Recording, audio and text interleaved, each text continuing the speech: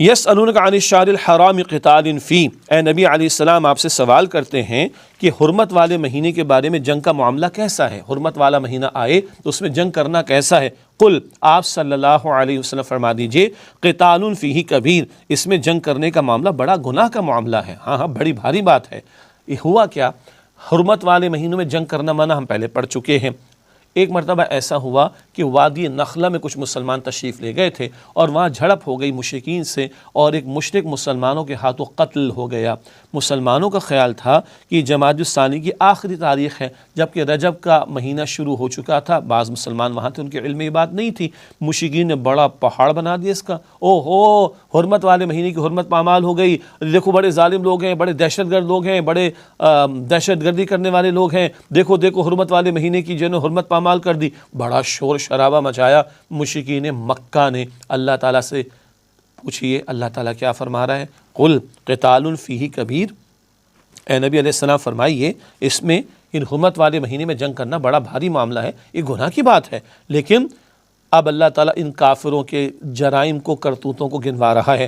وَصَدٌّ عَنْ سَبِيلِ اللَّهِ، اور اللہ تعالیٰ کے راستے سے روکنا، وَكُفْرٌ بِهِ، اور اللہ تعالیٰ کا کفر کرنا، اس کا انکار کرنا، وَالْمَسْجِدِ الْحَرَامِ، اور مسجد حرام سے روکنا، وَإِخْرَاجُ أَهْلِهِ مِنْهُ، اور اس کے لوگوں کو وہاں سے نکالنا، أَكْبَرُ عِنْدَ اللَّهِ، یہ بات اللہ تعالیٰ کے نزدیک سب سے بڑا گناہ ہے۔ اللہ اکبر۔ ایک تمہارا مشرک قتل ہوا تو تم نے پہاڑ بنا دیا اس کا، اور تم نے اللہ تعالیٰ کے راستے سے لوگوں کو روکا ہے، زندگی اجیرن کی ہے۔ اللہ کا کفر تم کرتے ہو، شرک کرتے ہو اس کے ساتھ، مشرکوں کو کہا جا رہا ہے۔ اللہ کے گھر سے تم نے لوگوں کو روکا، وہاں کے رہنے والوں کو تم نے ہجرت پر مجبور کیا۔ یہ اتنے بڑے بڑے جرائم تمہیں نظر نہیں آتے؟ یہ اللہ تعالیٰ کے نزدیک سب سے بڑے گناہ ہیں۔ وَالْفِتْنَةُ أَكْبَرُ مِنَ الْقَتْلِ، اور فتنہ قتل سے بھی زیادہ سنگین گناہ ہے۔ فتنے کے بارے میں نے پہلے بھی پڑھا، وہ حالات کہ جب اللہ کا دین غالب نہ ہو، ایسے حالات کہ ایمان پر قائم رہنا مشکل ہو، ایسے حالات جب اللہ کی کامل بندگی ممکن نہ ہو، ایسے حالات کہ باطل کا غلبہ ہو، یہ فتنہ ہے۔ اس سے لوگوں کی زندگیاں، عقیدے اور آخرت برباد ہوتی ہیں۔ اللہ اکبر۔ اللہ تعالیٰ فرما رہے ہیں وَالْفِتْنَةُ أَكْبَرُ مِنَ الْقَتْلِ، اور فتنہ قتل سے بھی بڑا گناہ ہے۔ تو اگر آج مسلمانوں کے ہاتھوں ایک تمہارا قتل ہوا، ہاں حرمت والے مہینے کی حرمت برقرار رکھنی چاہیے۔ مسلمانوں کو غلط فہمی بھی ہو گئی تھی کہ یہ ابھی جمادی الثانی کی آخری تاریخ ہے، اس پر تم پہاڑ بنا رہے ہو، اور اتنے بڑے تمہارے جرائم کے لسٹ ہے تمہیں دکھائی نہیں دیتی۔ آج مسلمانوں کو دہشت گرد کہنے والے، اور کہتے ہیں کہ ہیومن رائٹس کو پامال کرتے ہیں، ان ظالموں کو فلسطین میں، کشمیر میں، بلاد شام میں، برما میں مسلمانوں کا بہتا ہوا خون، بوسنیا میں، چیچنیا میں، عراق میں، افغانستان میں مسلمانوں کے گرتے ہوئے لاشیں نظر نہیں آتے؟ لاکھوں مسلمانوں کو شہید کر دینا اور لاکھوں کو در بدر کر دینا، یہ کوئی ظلم کسی کو نظر نہیں آتا؟ اور لیبل کس پہ لگایا جاتا ہے؟ مسلمانوں پر۔ جن مسلمانوں کی لاشیں پچھلی ایک صدی میں سب سے زیادہ گرائے گئے، جن پر سب سے زیادہ ظلم و ستم کے پہاڑ توڑے گئے، جن پر سب سے زیادہ بمبارڈمنٹ کی گئی، جن پر سب سے زیادہ کیمیکل ویپنز استعمال کیے گئے، ان کو کہا جاتا ہے کہ یہ دہشت گرد ہے۔ استغفر اللہ۔ والفتنة اکبر من القتل، اور فتنہ قتل سے بھی بڑا گناہ ہے۔ ولا يزالون يقاتلونكم حتى يردوكم عن دينكم ان استطاعوا، اور وہ تو ہمیشہ تم سے لڑتے رہیں گے مسلمانوں، یہاں تک کہ اگر ان سے ممکن ہو سکے تو تمہیں تمہارے دین سے ہی پھیر دیں۔ یہ تمہارے ایمان کے دین کے دشمن ہیں۔ یہ آج ہم مسلمانوں کو بھی سمجھنا چاہیے، یہ ہمارے دین سے پھیرنا چاہتے ہیں، دین دشمن قسم کے لوگ۔ فرمایا وَمَن يَرْتَدِدْ مِنْكُمْ عَنْ دِينِهِ فَيَمُتْ وَهُوَ كَافِرٌ، اور تم میں سے جو پھر جائے اپنے دین سے اور وہ مر جائے اس حال میں کہ وہ کافر ہو، فَأُولَٰئِكَ حَبِطَتْ أَعْمَالُهُمْ فِي الدُّنْيَا وَالْآخِرَةِ، تو یہ وہ لوگ ہیں جن کے اعمال ضائع ہو گئے دنیا اور آخرت میں۔ وَأُولَٰئِكَ أَصْحَابُ النَّارِ، اور یہ آگ والے ہیں، ہم فِيهَا خَالِدُونَ، وہ اس میں ہمیشہ رہیں گے۔ اللہم اجرنا من النار، اے اللہ ہم سب کو آگ کے عذاب سے محفوظ فرما۔ ان الذین آمنوا والذین ہاجروا وجاہدوا فی سبیل اللہ، بے شک جو لوگ ایمان لائے اور جنہوں نے ہجرت کی اور جنہوں نے اللہ کے راستے میں جہاد کیا، اولئک یرجون رحمت اللہ، یہ وہ لوگ ہیں جو اللہ تعالیٰ کی رحمت کی امید رکھتے ہیں۔ واللہ غفور رحیم، اور اللہ تعالیٰ بہت بخشنے والا، نہایت رحم فرمانے والا ہے۔ اللہ تعالیٰ کی رحمت کی ہم دعا تو کرتے ہیں نا، ورحمنا ورحمنا ورحمنا، یا بتایا جا رہا ہے اللہ کی رحمت کے مستحق بننے کے لیے کیا کرنا ہوگا؟ ایمان بھی، کبھی راہ خدا میں ہجرت گھر بار کو چھوڑنے کا موقع بھی، راہ خدا میں جہاد و دین کی سربلندی کی محنت بھی، یہ اعمال کر کے تم اللہ تعالیٰ کی رحمت کے مستحق بنو گے، تب امید رکھو کہ جو ہے تم اللہ تعالیٰ کی رحمت کو پاؤ گے۔ ہمیں بھی ذہن میں رکھنا چاہیے دعا ضروری ہے مگر دوا بھی لازم ہے، اور ایمان کے تقاضوں پر عمل کرنا بھی انتہائی ضروری ہے۔ واللہ غفور رحیم، اور اللہ تعالیٰ بہت بخشنے والا نہایت رحم فرمانے والا ہے۔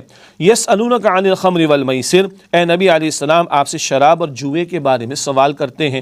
مکے کے 13 برس مکی صورتوں میں ایمانیات کا بیان بہت آیا اور فکر آخرت کا اب اس سے ایک حس بیدار ہوئی ہے، تو صحابہ کرام سوال کرتے ہیں۔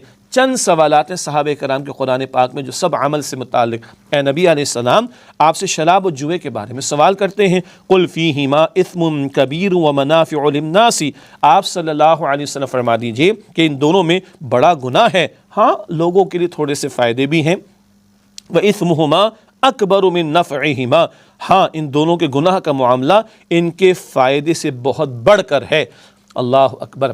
شراب اور جوئے کی حرمت یعنی اس کو حرام قرار دیا جانا، یہ احکامات تدریجاً آئے۔ ابھی ہم پڑھ رہے ہیں البقرہ کی یہ آیت نمبر ہے 219، اس کے بعد سورہ نساء کی آیت نمبر 43 میں ذکر آئے گا، پھر سورۃ المائدہ کی آیت نمبر 90 اور 91 میں حتمی حرمت کا بیان آئے گا۔ یہاں بتایا گیا ظاہری تھوڑا فائدہ ہے، وقتی طور پر جوئے میں پیسے کما لیتا آدمی، شراب پی کے سمجھتا غم غلط ہو جائے گا، حالانکہ زندگی برباد کرتا ہے اپنی، لیکن فائدہ کم نقصان زیادہ ہے۔ چوکنے رہو، یہ بری شے ہے، بچنا چاہیے اس سے۔ یہ اول حکم، حتمی حکم آئے گا سورہ مائدہ کی آیت نمبر 90 اور 91 میں۔ وَيَسْأَلُونَكَ مَاذَا يُنْفِقُونَ، اور اے نبی علیہ السلام آپ سے پوچھتے ہیں کہ کتنا خرچ کریں۔ قُلِ الْعَفْوَ، آپ فرما دیجئے جو ضرورت سے زیادہ ہو۔ سبحان اللہ، یہ اخلاقی تعلیم ہے۔ کم از کم تو زکوٰۃ کا ادا کرنے کا معاملہ، مگر تمہاری ضرورت پوری ہو گئی تو تم اللہ کے راہ میں باقی دے دو۔ سبحان اللہ، حضور علیہ السلام نے تو اسی سطح پہ زندگی بسر فرمائی۔ کم از کم زکوٰۃ کا تقاضا میکسیمم جو ضرورت سے زائد دے دو، درمیان میں خلا ہے، جو آخرت کا یقین جتنا رکھے گا اتنا راہ خدا میں خرچ کرے گا۔ اللہ ہمیں توفیق عطا فرمائے۔ البتہ یہ اخلاقی تعلیم کہ جو ضرورت سے زیادہ ہے اسے خرچ کر دو۔ كَذَلِكَ يُبَيِّنُ اللَّهُ لَكُمُ الْآيَاتِ لَعَلَّكُمْ تَتَفَكَّرُونَ، اسی طرح اللہ تعالیٰ تمہارے لیے احکام کو واضح فرماتا ہے تاکہ تم غور و فکر کرو، پھر دنیا والآخرہ، دنیا اور آخرت کے بارے میں یہ غور و فکر کرو گے تو ان اعمال کی حکمتیں بھی سامنے آئیں گی، اور اللہ تعالیٰ کا ہر حکم اور ہر فیصلہ حکمت پر مبنی ہوتا ہے۔ ایک اور اہم سوال اور عملی سوالات ہیں یہ صحابہ کرام کے جو قرآن پاک میں آئے، تقریباً 14 کے قریب ہیں۔ وَيَسْأَلُونَكَ عَنِ الْيَتَامَى، اور اے نبی علیہ السلام آپ سے یتیموں کے بارے میں سوال کرتے ہیں۔ قُلْ إِصْلَاحٌ لَهُمْ خَيْرٌ، آپ فرما دیجئے ان کی اصلاح کا معاملہ کرنا بہتر ہے۔ وَإِن تُخَالِطُوهُمْ فَإِخْوَانُكُمْ، اور اگر تم ان کو اپنے ساتھ ملا لو تو وہ تمہارے بھائی ہیں۔ اصل میں سورہ بنی اسرائیل کی آیت نمبر 34 میں مکی صورت یہ حکم آیا تھا، لا تقربوا مال الیتیم الا باللتی ہی احسن، یتیم کے مال کے قریب بھی نہ جانا مگر اس طریقے پر جو سب سے بہترین ہو۔ تو صحابہ کرام بہت زیادہ محتاط ہو گئے۔ اب مشکل ہے کہ اپنی ہنڈی الگ پکاؤ، یتیم اگر اس کی کفالت کرنی پڑ گئی ہے تو اس کی الگ پکاؤ، بڑا مشکل کا معاملہ۔ یہاں اللہ نے آسانی عطا فرمائی کہ وَإِن تُخَالِطُوهُمْ فَإِخْوَانُكُمْ، اور اگر تم ان کو اپنے ساتھ ملا لو تو وہ تمہارے بھائی ہیں۔ وَاللَّهُ يَعْلَمُ الْمُفْسِدَ مِنَ الْمُصْلِحِ، اور اللہ تعالیٰ خرابی کرنے والے اور اصلاح کرنے والے کو خوب جانتا ہے۔ دلوں کا حال تو اللہ کو معلوم ہے، کون کفالت اچھے طریقے سے، سرپرستی اچھے طریقے سے کر رہا ہے یتیم کی، اللہ جانتا ہے، کون اس کا مال ہڑپ کرنے والا ہے، اللہ کو خوب معلوم۔ وَلَوْ شَاءَ اللَّهُ لَأَعْنَتَكُمْ، اور اگر اللہ تعالیٰ چاہتا تو ضرور تمہیں مشقت میں ڈال دیتا، اس کی الگ پکاؤ، یتیم کی ہانڈی یا اپنی الگ پکاؤ، بڑا مشکل کا معاملہ ہو جاتا۔ اللہ نے آسانی فرمائی۔ ان اللہ عزیز حکیم، بے شک اللہ سبحانہ وتعالی غالب ہے، حکمت والا ہے۔ یہ اللہ تعالیٰ کے احکامات ہیں، اللہ تعالیٰ ہمیں عمل کی توفیق عطا فرمائے۔ ناظرین کرام ایک وقفہ لیتے اس کے بعد سلسلہ جاری رہے گا انشاءاللہ دورہ ترجمہ قرآن کا۔ السلام علیکم ورحمۃ اللہ وبرکاتہ۔ السلام علیکم ورحمۃ اللہ وبرکاتہ۔ ناظرین کرام خوش آمدید کہتے ہیں آپ کو۔ سورۃ البقرہ کا مطالعہ جاری ہے اور الحمدللہ بڑے اہم احکامات کا بیان ہمارے سامنے آ رہا ہے۔ شراب اور جوئے کی ممانعت کے تعلق سے بھی کلام آیا، یتیموں کے بارے میں بھی ہدایت ہمارے سامنے آئی، قتال فی سبیل اللہ، انفاق فی سبیل اللہ، یہ بیانات بھی ہمارے سامنے آ رہے ہیں۔ اب جو سلسلہ کلام ہے اس میں اللہ سبحانہ وتعالیٰ نے معاشرتی حوالے سے اہم ہدایات عطا فرمائی ہیں۔ اس ضمن میں مشرکین سے نکاح کی ممانعت کا تذکرہ آ رہا ہے، یوں معاملات کے حوالے سے بھی رہنمائی عطا ہو رہی ہے۔ مطالعہ شروع کر رہے ہیں سورۃ البقرہ کی آیت نمبر 221 سے۔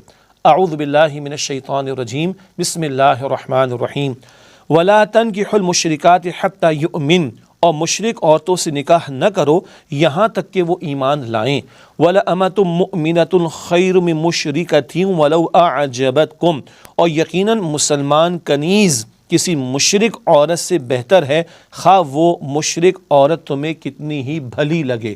بڑا اہم مسئلہ بیان ہو رہا ہے، مشرکین سے نکاح جائز نہیں، ایک مسلمان کنیز ہو وہ مسلمان مرد کے لیے بہتر ہے اس مشرک عورت کے مقابلے میں جو شرک میں مبتلا ہے۔ کیوں؟ یہ شرک جہنم کی طرف لے جانے والا ہے۔ اللہ اکبر! یہ نکاح کا معاملہ زوجین کے لیے بڑے قرب کا معاملہ ہوتا ہے، ایک دوسرے کے اثرات مرتب ہوتے ہیں، تمدنی اثرات مرتب ہوتے ہیں، باطنی کیفیات کے اثرات بھی مرتب ہوتے ہیں، شرکی عقیدے کا اثر بھی مرتب ہو سکتا ہے۔ فرمایا کہ یقیناً ایک مسلمان کنیز کسی مشرک عورت سے بہتر ہے خواہ وہ مشرک عورت تمہیں کتنی ہی بھلی محسوس ہو۔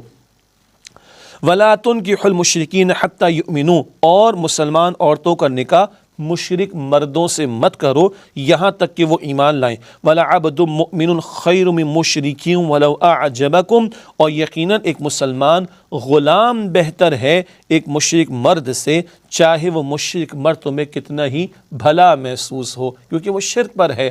اللہ اکبر! تو مسلمان عورتوں کا نکاح مشرک مردوں سے نہ کرو اور مسلمان مرد مشرک عورتوں سے نکاح نہ کریں۔ اہل کتاب کا مسئلہ الگ ہے، وہ سورۃ النساء میں انشاءاللہ ہم پڑھیں گے۔ سورۃ النساء میں ذکر آئے گا 5ویں پارے کے شروع میں۔ البتہ یہاں مشرک مردوں سے مسلمان عورتوں کے نکاح کی ممانعت اور مسلمان مردوں کا مشرک عورتوں سے نکاح اس کی ممانعت کا بیان ہے۔ اب اہم مسئلہ فرمایا اولئک یدعون الی النار، یہ وہ لوگ ہیں جو آگ کی طرف بلاتے ہیں۔ یہ شرک کفر اور شرک جو ہے وہ جہنم کی طرف لے جانے والے۔ واللہ یدعو الی الجنۃ والمغفرۃ باذنہ، اور اللہ بلاتا ہے جنت کی طرف اور مغفرت کی طرف اپنے حکم سے۔ اب تم سوچو تمہیں جنت پسند ہے، اللہ کی مغفرت پسند ہے، یا معاذ اللہ جہنم، بٹ نیچرل جنت پسند ہے، تو یہ گھڑیا گھڈے کا کھیل نہیں ہے، شادی بیاہ کا معاملہ یہ زندگی بھر کے نباہ کا معاملہ ہوتا ہے، اس کے اثرات ایک دوسرے کے زوجین کے پڑتے ہیں۔ یہ کفر والے شرک والے تمہیں جہنم کی طرف بلاتے ہیں، اللہ اپنے حکم سے تمہیں جنت اور مغفرت کی طرف بلاتا ہے۔ وَيُبَيِّنُ آيَاتِهِ لِلنَّاسِ لَعَلَّهُمْ يَتَذَكَّرُونَ، اور اللہ تعالیٰ لوگوں کے لیے اپنے احکام کو واضح فرماتا ہے تاکہ وہ نصیحت حاصل کریں۔